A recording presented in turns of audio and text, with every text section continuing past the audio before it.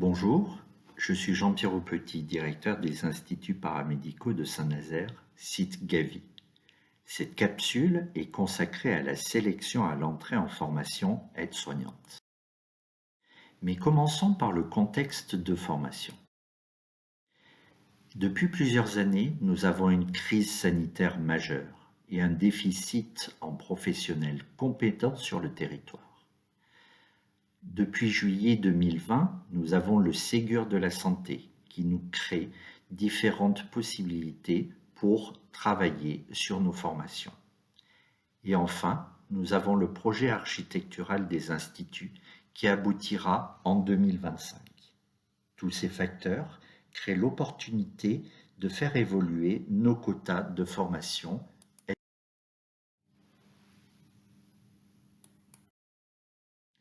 En 2020, nous avions un agrément Région Pays de Loire à 69 places. Cet agrément a évolué en septembre 2021 avec l'octroi, toutes filières confondues, à 84 places. Nous avons espoir de continuer en septembre 2022 à augmenter ces quotas et nous ouvrons la formation par l'apprentissage, ce qui aboutira en prévisionnel à compter de 2023 à un doublement de la formation aide-soignante. Parlons un petit peu du profilage des profils. Vous vous apercevez que tous les âges sont représentés au niveau de cette formation. Les origines géographiques sont essentiellement du Pays de Loire et de la Sud-Bretagne. Enfin, vous avez une très grande hétérogénéité et de répartition des diplômes pouvant contribuer à l'entrée en formation aide-soignante. Cette sélection à l'entrée en formation aide-soignante, comment se déroule? Depuis l'arrêté du 12 avril 2021, nous avons un certain nombre de points qui ont évolué. Dans un premier temps, nous avons une augmentation à 20% minimum des places qui sont réservées aux ASH et aux ASHQ, publics et privés. Quels sont les éléments incontournables que vous allez rencontrer lors de la sélection et l'inscription à la formation? D'abord, il faut compléter une fiche de candidature. Il nous faut une photo et une copie de votre pièce d'identité qui soit en cours de validité. Une lettre de motivation manuscrite est fondamentale au même titre que le curriculum vitae. Les documents manuscrits doivent relater d'une situation personnelle ou professionnelle vécue, d'un projet professionnel en lien avec les attendus de la formation. Les éléments sont analysés et ne se limitent pas à un descriptif. Soyez très attentifs à cet élément. Pour les lycéens et les bacheliers de moins de 5 ans, une copie des relevés de résultats et d'appréciation des bulletins scolaires est à glisser dans votre dossier. Selon la situation du candidat, les attestations de travail, les appréciations, les recommandations des employeurs sont importants à mettre dans ce dossier d'inscription.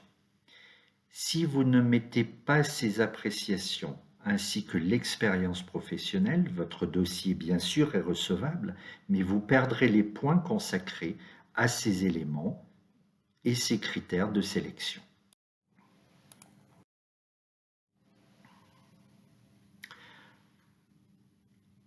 Parfois, il est demandé un niveau en français, une attestation de niveau de langue française égal ou supérieur au niveau du B2. Le document permet d'apprécier la capacité et les attendus relatifs à la maîtrise du français à l'oral. Tout document illisible ne permettra pas d'étudier votre candidature. La formation par la voie de l'apprentissage.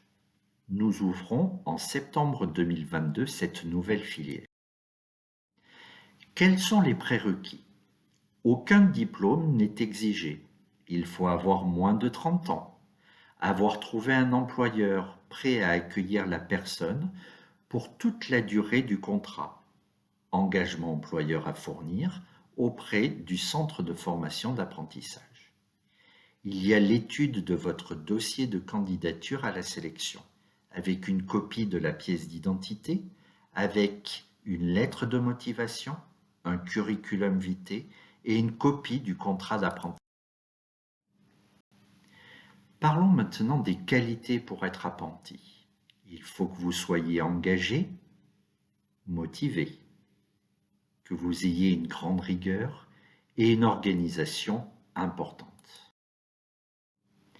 Les modalités d'entrée en formation par l'apprentissage, vous les retrouverez sur l'arrêté du 12 avril 2021.